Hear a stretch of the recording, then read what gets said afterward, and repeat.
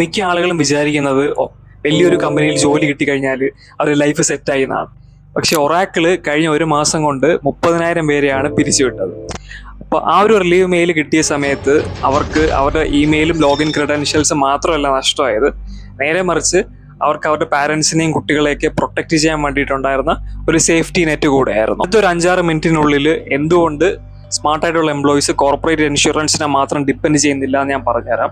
അതുപോലെ തന്നെ വീഡിയോയുടെ അവസാനമായിട്ട് എങ്ങനെ നമുക്ക് പ്രോപ്പർ ആയിട്ടുള്ള ഒരു സേഫ്റ്റി നെറ്റ് ബിൽഡ് ചെയ്യാമെന്നും നമുക്ക് നോക്കാം. അപ്പോൾ ഫസ്റ്റ് ഓഫ് ഓൾ കോർപ്പറേറ്റ് ഇൻഷുറൻസിന് അതിൻ്റെതായിട്ടുള്ള ലിമിറ്റേഷൻസ് ഉണ്ട്.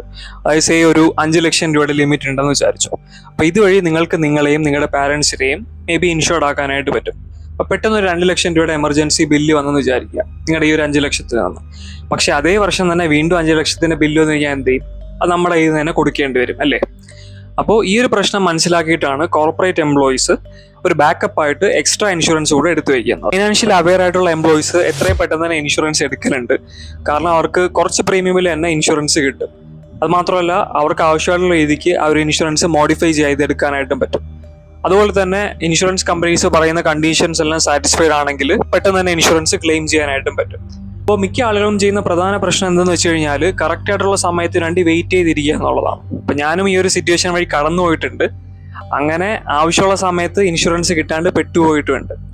അപ്പോൾ അവിടെ എന്നെ സഹായമായിട്ട് നിന്നത് കോർപ്പറേറ്റ് ഇൻഷുറൻസ് ആയിരുന്നു. പിന്നെ മടിച്ച് നിൽക്കാണ്ട് എക്സ്ട്രാ ഇൻഷുറൻസ് എടുക്കുമായിരുന്നു. ഇപ്പോൾ എമർജൻസീസ് ഒരിക്കലും നമ്മുടെ സാലറി ഹൈക്കിന് വേണ്ടിയിട്ടോ പ്രൊമോഷൻസിന് വേണ്ടിയിട്ടോ ഒന്നും വെയിറ്റ് ചെയ്യത്തില്ല.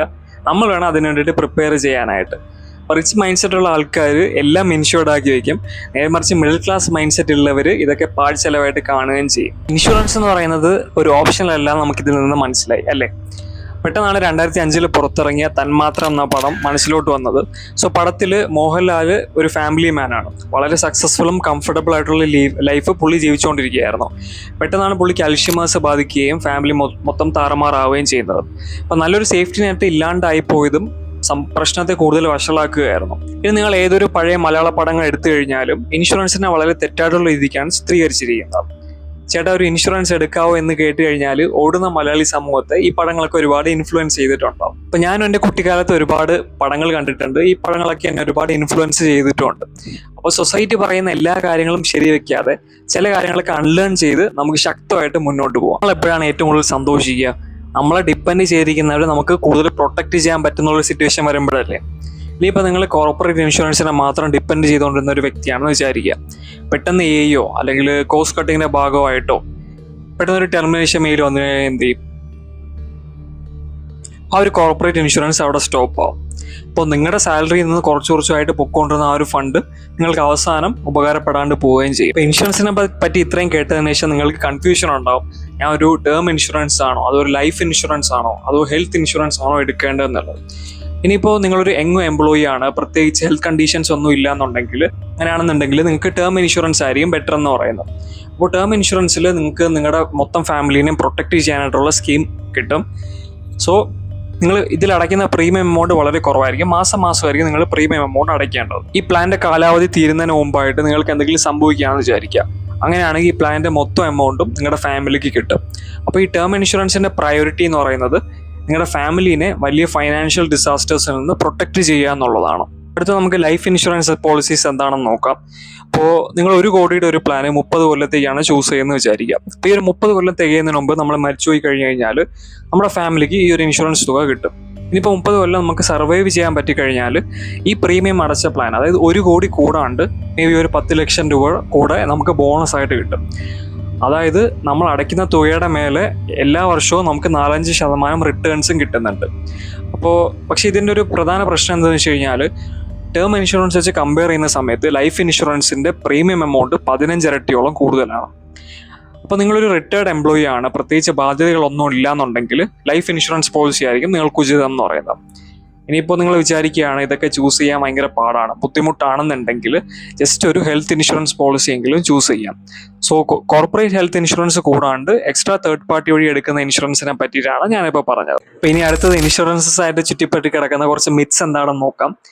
ഒന്നാമത്തെന്ന് പറഞ്ഞു കഴിഞ്ഞാൽ ഞാൻ ഒരു ഹെൽത്തി ആയിട്ടുള്ള വ്യക്തിയല്ലേ, പിന്നെ ഞാൻ എന്തിനാണ് ഇൻഷുറൻസ് എടുക്കേണ്ടത് എന്ന് ചിന്തിക്കുന്നത്. ആക്ച്വലി ഹെൽത്തി ആയിട്ടുള്ളവരാണ് ഇൻഷുറൻസ് എടുക്കേണ്ടത്. കാരണം വളരെ കുറച്ച് പ്രീമിയത്തിൽ നിങ്ങൾക്ക് ഇൻഷുറൻസ് എടുക്കാനായിട്ട് പറ്റും. സോ രണ്ടാമത്തെന്ന് പറഞ്ഞു കഴിഞ്ഞാൽ ഇൻഷുറൻസ് കമ്പനീസസ് ഒരിക്കലും ക്ലെയിം തരുന്നില്ല എന്നുള്ളൊരു പ്രശ്നം.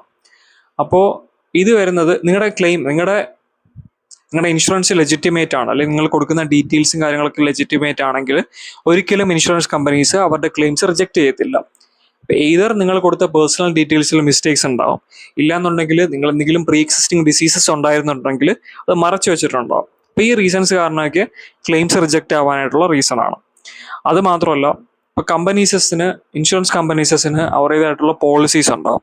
അപ്പോൾ ഈ ഒരു പോളിസീസ് പ്രോപ്പറായിട്ട് വായിച്ചു നോക്കാതെ ബ്ലൈൻഡ് ആയിട്ട് പ്രീമിയം കുറഞ്ഞ ഇൻഷുറൻസ് പോളിസീസ് സെലക്ട് ചെയ്തിട്ടുണ്ടാവും. അപ്പോൾ നിങ്ങൾ ഇനി ഇൻഷുറൻസ് എടുക്കാൻ വേണ്ടി നിൽക്കുന്നവരാണെങ്കിൽ ഈ ഒരു മിസ്റ്റേക്സ് ഒന്നും വരുത്തുന്നില്ല എന്ന് ഉറപ്പുവരുത്തുക. ശരിക്കുള്ള ഫൈനാൻഷ്യൽ പ്ലാനിംഗ് എന്ന് പറയുന്നത് ജസ്റ്റ് ഇൻവെസ്റ്റിംഗ് മാത്രമല്ല, നമ്മളവിടെ പ്രൊട്ടക്ഷനാണ് കൂടുതൽ ഇമ്പോർട്ടൻസ് കൊടുക്കേണ്ടത്. അപ്പോൾ ഒരു പ്രോപ്പർ ഫൈനാൻഷ്യൽ സ്ട്രക്ചർ ഇങ്ങനെയായിരിക്കും ഉണ്ടാവുക. അപ്പോൾ ഈ ഒരു ഫൈനാൻഷ്യൽ സ്ട്രക്ചർ നിങ്ങൾ ഫോളോ ചെയ്ത് കഴിഞ്ഞാൽ മോശം ദിവസം കാരണം നിങ്ങളുടെ വെൽത്ത് മൊത്തം നഷ്ടപ്പെടുന്നതിൽ നിന്ന് നിങ്ങളെ ഇത് സഹായിക്കും. സ്മാർട്ടായിട്ടുള്ള എംപ്ലോയീസ് ഇൻഷുറൻസ് മേടിക്കുന്നത് പേടിച്ചിട്ടല്ല, നേരെ മറിച്ച് അവരുടെ റിസ്ക് പ്രോപ്പറായിട്ട് മാനേജ് ചെയ്യാൻ വേണ്ടിയിട്ടാണ്. അപ്പോൾ ഇൻഷുറൻസിൻ്റെ കൺസെപ്റ്റ് ഇത്ര സിമ്പിളാണ്. ഒരു എമർജൻസി ബില്ല് കാരണം നിങ്ങളുടെ വെൽത്ത് മൊത്തം നഷ്ടപ്പെട്ടു പോകാൻ പാടില്ല. ഓക്കെ, അപ്പോൾ ഫൈനാൻഷ്യൽ ഇൻ്റലിജൻസ് എന്ന് പറയുന്നത് നിങ്ങൾ എത്ര പൈസ ഉണ്ടാക്കി എന്നുള്ളതിലല്ല, നേരെ മറിച്ച് അത് എത്ര പ്രൊട്ടക്റ്റ് ചെയ്യാൻ പറ്റി എന്നുള്ളതിലാണ്. അപ്പോൾ അത്രയേ ഉള്ളൂ. അടുത്ത വീഡിയോയിൽ കാണാം.